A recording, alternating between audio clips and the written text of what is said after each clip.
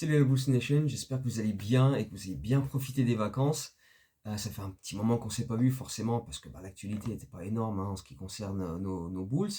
Et puis cette nuit, timing parfait un peu pour les Bulls parce que moi je pars en vacances dans quelques heures. Là, au moment où vous verrez cette vidéo, je serai déjà arrivé à destination en vacances. Donc les Bulls ont décidé d'annoncer hier soir qu'ils avaient enfin, après 70 jours de free agency, trouvé un accord avec Josh Giddey pour un contrat de 4 ans et 100 millions.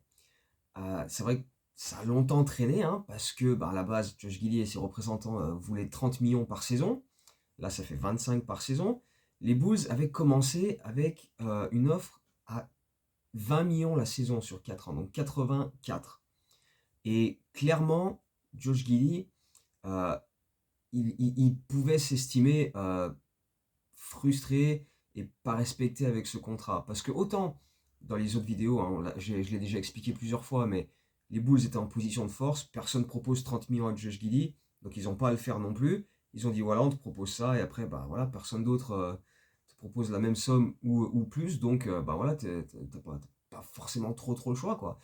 Le truc, c'est que si tu te mets du côté de Josh Giddey, tu viens de sortir quand même une bonne saison au global, même si c'est surtout la deuxième partie de saison, mais la saison dans son ensemble est quand même intéressante parce que bon, euh, ok, depuis la coupure All-Star, il tournait à quasiment un triple-double par match avec plus de 21 points, plus de 10 rebonds, plus de 9 assists et une énorme adresse à 3 points. Mais sur l'ensemble de la saison, il a quand même réussi record en carrière au rebond, aux passes, à l'adresse à 3 points, aux interceptions. Donc il a quand même sorti une saison, même si elle a été bien meilleure sur la deuxième partie, la première partie n'était pas forcément dégueulasse non plus.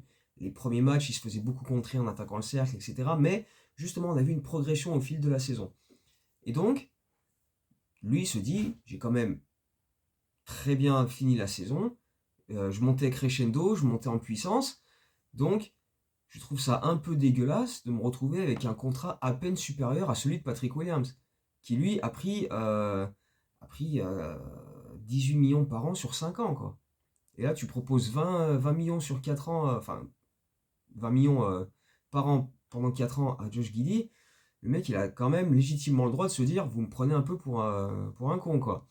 Donc, ça a forcément discuté, parce que l'écart est quand même énorme, hein, entre un gars qui demande 30 et les autres qui proposent 20. Euh, il y a eu la semaine dernière une autre offre qui a été annoncée par certains insiders, comme quoi les Bulls seraient montés à 88,4 et donc 22 millions par saison. Encore une fois refusé par Guidé et ses représentants, mais cette fois c'est fait. Donc pile 25 millions par saison en moyenne, ce ne sera pas pile la somme qu'il va recevoir. Il y a des estimations qui disent qu'il va commencer à un peu plus de 22 millions dans la saison qui arrive. Après, ça va monter à 24, à 26 et terminer à 27, donc dans la quatrième année de ce contrat qui sera la saison 2028-29. Mais même 27 millions pour un joueur qui n'a pas encore 23 ans à l'heure où on se parle, hein. Donc il y a encore une marge de progression qui est quand même intéressante. Faut arrêter les gens qui disent qu'à 22, 23 ans, c'est fini, tu progresses plus. Il n'y a peut-être pas un immense plafond, mais il y a encore matière à progresser. On l'avait aussi vu progresser sur le plan défensif aussi, hein, faut quand même le souligner. Et, euh, et donc, Josh Giddey, je pense que pour lui, c'est quand même un contrat plus qu'intéressant. Il n'a pas le montant qu'il espérait au départ, mais c'est quand même une sacrée somme et puis une marque de confiance des Bulls de lui signer 4 ans. A priori, bon là, au moment où je fais la vidéo, il n'y a pas plus d'infos sur s'il y a une team option, s'il y a une player option, mais a priori, il n'y en a pas, c'est juste 4 ans, voilà, clair net. Et ce qui est important de la part, enfin, quand tu te mets du côté des Bulls, ça te défonce pas ton salary cap. Parce que même la dernière année, quand il va toucher 27 millions et quelques, et encore là, encore une fois, là, à l'heure actuelle, c'est des estimations, on n'a pas les montants officiels, mais ça représente 15% de ton salary cap. Donc c'est finalement pas grand-chose, c'est un septième presque. Donc voilà, c'est pas non plus des sommes mirobolantes. C'est pas, voilà, ça te bousille pas ta marge financière sur les prochaines free agency, même si du coup tu en as un peu moins, alors que depuis février, Karine Chauvas nous dit oh, on va avoir de la marge financière l'an prochain, mais bon, tu as re-signé Trey Jones, tu as re-signé Josh Giddey, et puis même s'il y a plein de joueurs qui vont être libres l'été prochain, tu vas peut-être vouloir essayer d'en garder quelques-uns, les Kobe, les Ayo, ce serait quand même sympa qu'ils restent, quoi. Mais bon, après, à voir comment tu veux construire ton futur, si tu veux garder les mêmes types, est-ce que tu veux essayer d'améliorer l'équipe en faisant des trades, etc. Et à ce moment-là, on sacrifie un des deux, voire les deux, sachant que c'est leur dernière année de contrat, à des contrats qui seront quand même très appréciables et franchement bah voilà, fracassent pas le salary cap des Bulls. Mais l'été prochain, Kobe et Ayo, ils vont demander des plus gros salaires dans les mêmes eaux que ce que Josh Giddey a obtenu. Donc, tu pourras pas tous les garder, mais enfin, ça, c'est une question pour l'été prochain. Là, déjà, on a Josh Giddey, on a notre roster qui est donc totalement fait pour cette année, hein, puisqu'on s'est contenté de re-signer Trey Jones et de faire revenir Josh Giddey.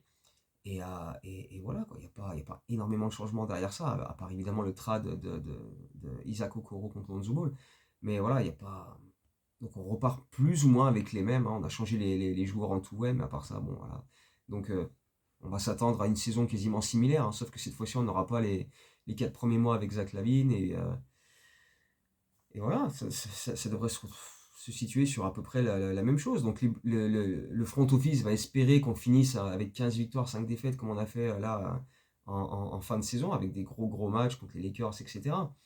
Mais ça, c'est difficile à anticiper. Et puis quand tu vois le calendrier, et justement, on va maintenant se pencher sur ça, sur ce fameux calendrier, parce qu'évidemment, pendant l'été, il est sorti le calendrier de la saison régulière, qui est toujours un moment intéressant, parce que tu regardes un petit peu à quel moment tu joues telle équipe, parce qu'à ce moment-là, ils seront dans une grosse dynamique, une grosse période. Euh, Ce qui est intéressant de noter pour les Bulls dans ce calendrier 2025-26, que vous pouvez trouver évidemment sur mon site, c'est que on est l'équipe qui joue le moins de back-to-back cette saison. On en joue 13. Il n'y a que 4 ou 5 équipes dans toute la ligue qui jouent seulement 13 back-to-back. Donc on a été chanceux cette année. On en a vraiment le moins possible. Donc ça, c'est plutôt intéressant. On a quand même quelques gros passages. On débute la saison en recevant les Pistons. Donc déjà, voilà, 22 octobre, on reçoit Détroit, ce qui va pas être un cadeau, hein, parce qu'on sait que de toute façon, toutes les équipes de notre division sont supérieures à nous. Donc voilà, et Détroit a quand même fait un parcours en playoff intéressant, etc. Ils sont en pleine montée en puissance avec leurs jeunes. Pas une entrée en matière des plus faciles. 3 jours après, tu es à Orlando, pareil, une équipe avec pas mal de jeunes qui nous a souvent bousculé avec sa puissance athlétique et sa taille. Voilà. 2 jours après, tu reçois Atlanta et tu as le retour de DeMar DeRozan et de Zach LaVine avec Sacramento 2 jours plus tard encore. Et le 31 octobre, tu as le premier match de la NBA Cup où tu reçois les Knicks. Et pour ce qui est de la NBA Cup, on va se déplacer à Milwaukee le 7 novembre. On va recevoir Miami le 21 et on va se déplacer à Charlotte le 28. Est-ce qu'on va en faire grand chose de cette NBA Cup? J'en sais rien. Hein, c'est pas comme si on avait franchement cherché à faire grand chose avec ça sur les 2 premières années d'existence de la Coupe, mais bon, on va, on va bien voir. Ce qui est intéressant à noter, c'est aussi les grosses périodes où on va enchaîner plein de matchs à domicile ou les gros road trips. Par exemple, on va terminer l'année 2025 avec 4 matchs à domicile, plus débuter 2026 avec 2 autres matchs. Donc une série de 6 matchs à domicile. Il y a une autre série de 7 matchs à domicile entre la fin février et début mars. Et tout de suite derrière, t'enchaînes un gros road trip à l'ouest où tu te fracasses les 5 équipes de la division Pacifique avec Phoenix, Sacramento, Golden State, Lakers, Clippers. Dont back-to-back Lakers, Clippers. Donc ça va être une période de la saison qui va être quand même assez compliquée. Où il y a quand même, de toute façon pour les Bulls, il va pas y avoir beaucoup de matchs faciles, hein, à part peut-être Charlotte, Washington à peu près, et puis voilà, hein, peut-être Toronto vite fait. Mais voilà. Et on termine la saison le 12 avril sur le parquet des Dallas Mavericks. Donc on verra pas Cooper Flag avant ce moment-là. Chez lui en tout cas, parce qu'il va évidemment venir à Chicago avant. Et puis certainement que vers le 15 ou le 16 avril, on jouera notre play-in contre Miami comme d'habitude. Et puis on se fera sortir. Et puis voilà, ce sera les vacances. Donc voilà, petit calendrier sympa. Il faut évidemment parler d'une date qui va être extrêmement importante, c'est celle du 24 janvier. Pourquoi? Parce qu'une semaine après avoir sorti le calendrier de la NBA, les Chicago Bulls ont décidé que ce serait ce 24 janvier, face aux Boston Celtics au United Center, qu'ils allaient retirer le maillot de Derrick Rose. Et ouais. Donc voilà, ça a été annoncé donc une semaine après la sortie officielle du calendrier. Et les places dispo à ce moment-là, le prix est grimpé en flèche de manière phénoménale. Sachant que très peu de places ont été mises en vente euh, à l'heure actuelle. Ça va venir petit à petit. Mais voilà, les prix ont déjà bien grimpé.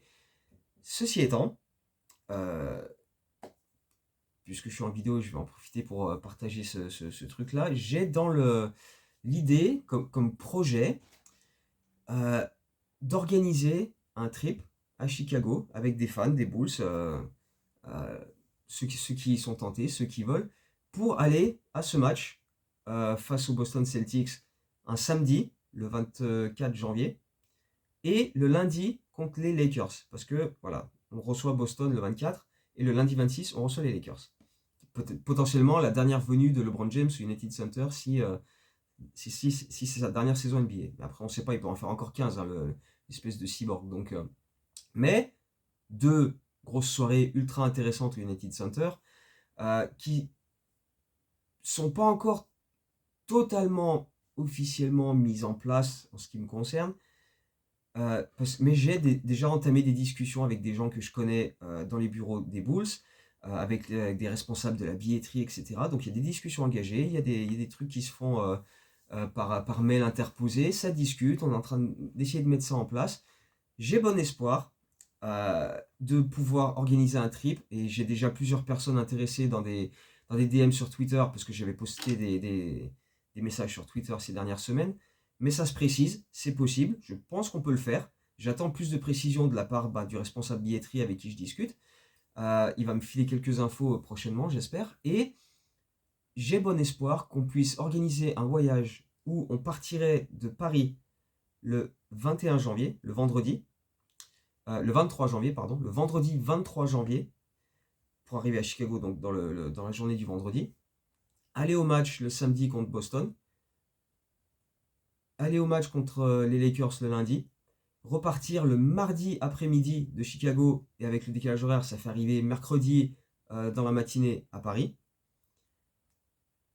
Il faut qu'on soit au moins 15 personnes. Voilà, la seule condition que j'ai reçue du gars avec qui je discute pour la billetterie, c'est pour avoir des réductions au niveau des prix pour les places, il faut que je lui garantisse d'amener au moins 15 personnes. Donc, euh, j'ai déjà quelques personnes intéressées. Ça va dépendre du prix final du truc comment ils peuvent poser leurs vacances, etc. Donc, c'est encore ouvert. S'il y a des gens qui sont intéressés et qui veulent venir s'ajouter à ça, vous venez me contacter sur Twitter dans les DM et je vous ajoute. On a créé un groupe chat et on partage un peu toutes les infos à ce moment-là avec les prix. Mais j'ai bon espoir. Les places pour les deux matchs, Boston et les Lakers, plus l'hôtel sur Chicago pendant toute la période, plus l'avion aller et retour et les bagages Paris-Chicago, Chicago-Paris, je pense qu'il y a moyen de faire ça pour autour de 1 200 € par personne. C'est encore en discussion, en négociation, mais ça peut éventuellement se mettre plutôt pas mal. Donc si c'est un budget qui vous intéresse, si c'est une période où vous pensez pouvoir prendre des vacances relativement facilement, voilà, je propose ça. Je propose ça. C'est pas encore sûr à 100%, surtout pour le match contre Boston en termes de disponibilité pour les places, parce qu'évidemment c'est un match qui est très demandé depuis qu'ils ont annoncé que c'était le retrait du maillot d'Eric Rose. Mais il y a moyen qu'on puisse y être, qu'on soit dans la salle, qu'on voie ça, qu'on vive ça tous ensemble. Donc, si vous êtes tenté, dites-le moi sur Twitter. Allez m'envoyer un message dans mes DM et je vous recontacte pour vous expliquer toute la situation plus en détail et vous ajouter au groupe chat de ceux qui sont intéressés. Donc voilà, c'est le message que je voulais passer. Et voilà, ouais, ceux qui veulent vraiment, ce serait un truc vraiment de grand dingo qu'on puisse faire ça, mais comme je peux un petit peu faire jouer mes relations, ma foi, ce serait dommage de s'en priver s'il y avait moyen de le faire, quoi. On a même eu aussi des discussions pour éventuellement louer des loges qui seraient pas excessivement chères pour ce match contre Boston, où on s'en tirerait à peu près 250 € par personne. 250 $, pardon. Mais après, il faut convertir en euros, ça fait même moins. Donc, vu en ce moment l'euro et le dollar, on y gagne. Donc, voilà, plus de détails si vous venez me voir en DM. Mais ouais, n'hésitez pas et je serai là, même si maintenant là, je serai en vacances. Mais je prendrai un moment pour voilà, expliquer un petit peu comment ça se déroule. Euh, et, euh, et ouais, après, une fois qu'on a tous les détails, on met ça en place, on fait les réservations et après, il n'y a plus qu'à y aller, quoi. Et ça va être un truc de dingo. Un truc de dingo parce que bah, on retire pas souvent des maillots à Chicago. Donc, si on peut faire celui-ci avec un match contre Boston et 2 jours plus tard un match contre les Lakers, c'est quand même pas dégueulasse comme trip. Donc, voilà, encore une fois, si vous êtes intéressé par ça, ben voilà, allez m'envoyer des messages en DM sur Twitter et on discute de tout ça. Donc, je vous attends en DM et d'ici la prochaine vidéo, parce que là, il n'y aura pas forcément trop d'actu. On reprend les entraînements le 29 septembre. Donc, mine de rien, ça va pas être très loin maintenant, hein. C'est dans même pas 3 semaines désormais. Donc, reprise des entraînements et ensuite le Media Day et ensuite la pré-saison et ensuite la saison, etc. Donc, bah, ça va tout doucement commencer à s'enchaîner. Donc, on se retrouve, je pense, très bientôt. Je pense que si j'ai d'autres infos prochainement pour ce trip, justement, voilà, je referai une vidéo pour expliquer plus en détail. Donc voilà, d'ici là, bah, portez-vous bien. Moi, je pars en vacances. On se retrouve très bientôt. Ciao, Gobus.